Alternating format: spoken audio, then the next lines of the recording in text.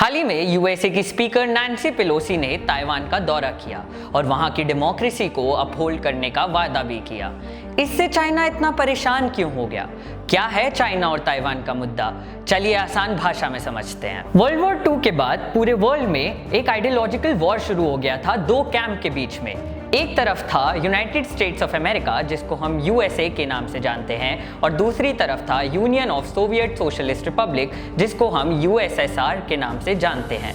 इन सब के बीच में चाइना में माओ की लीडरशिप में कम्युनिस्ट पार्टी बहुत स्ट्रांग हो गई थी। सडनली चाइना में एक सिविल वॉर ब्रेकआउट हो गया और माओ की लीडरशिप में कम्युनिस्ट पार्टी वो सिविल वॉर जीत गई और वहां के एग्जिस्टेंट लीडर्स ताइवान की तरफ भाग गए।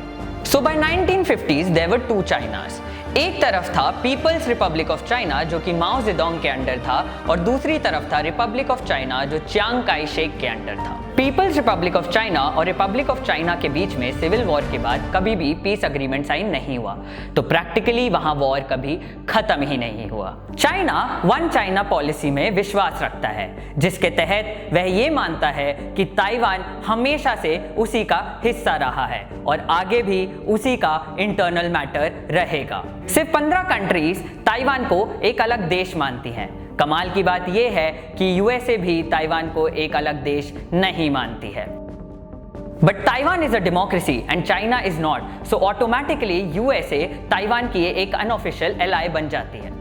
ताइवान यूएस और चाइना दोनों के लिए स्ट्रेटेजिकली एंड इकोनॉमिकली बहुत इंपॉर्टेंट है। ताइवान चाइना को पैसिफिक ओशन का एक्सेस देता है, जो उसके एक्सपोर्ट्स को और भी एफिशिएंट बना देता है। और दूसरी तरफ ताइवान चिप एंड सेमीकंडक्टर का हब है पूरे वर्ल्ड में, जिसकी वजह से वो यूएस और यूएस की टेक इंडस्ट्री के लिए बहुत इंपॉर्टेंट हो जाता है।